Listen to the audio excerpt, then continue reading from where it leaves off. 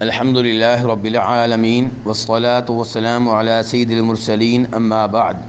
ایک بھائی سوال کرتے ہیں کہ قربانی کے ایام کتنے ہیں؟ تو گزارش یہ ہے کہ قربانی کے ایام 4 ہیں، ذی الحجہ کی 10 تاریخ، 11، 12 اور 13۔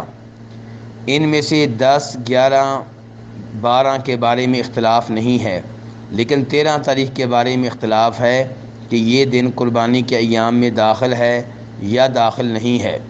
صحیح بات یہ ہے کہ یہ دن بھی قربانی کے ایام میں داخل ہے، جیسا کہ شیخ البانی رحمہ اللہ نے واضح کیا ہے، اور انہوں نے اس حدیث کو صحیح قرار دیا ہے جس حدیث میں نبی علیہ الصلاۃ والسلام فرماتے ہیں کہ تشریق کے جتنے بھی ایام ہیں وہ ذبح کرنے کے ایام ہیں، اور ایام تشریق 11، 12 اور 13 کو کہا جاتا ہے۔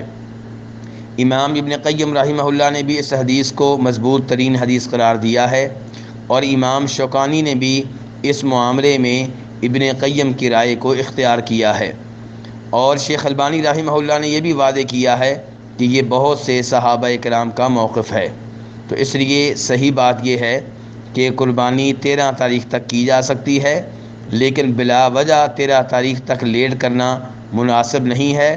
افضل یہ ہے کہ قربانی 10 تاریخ کو کی جائے، کیونکہ 10 تاریخ قربانی کے ایام میں پہلا دن ہے، اور 10 تاریخ ذی الحجہ کے ابتدائی ان 10 دنوں میں سے ایک ہے جو بہت عظیم دن ہیں، جن کے بارے میں بخاری شریف میں حدیث ہے کہ نبی علیہ الصلاۃ والسلام فرماتے ہیں کہ اللہ تعالیٰ کو نیک اعمال جس قدر ذی الحجہ کے ابتدائی 10 دنوں میں اچھے لگتے ہیں، اتنے دیگر دنوں میں اچھے نہیں لگتے۔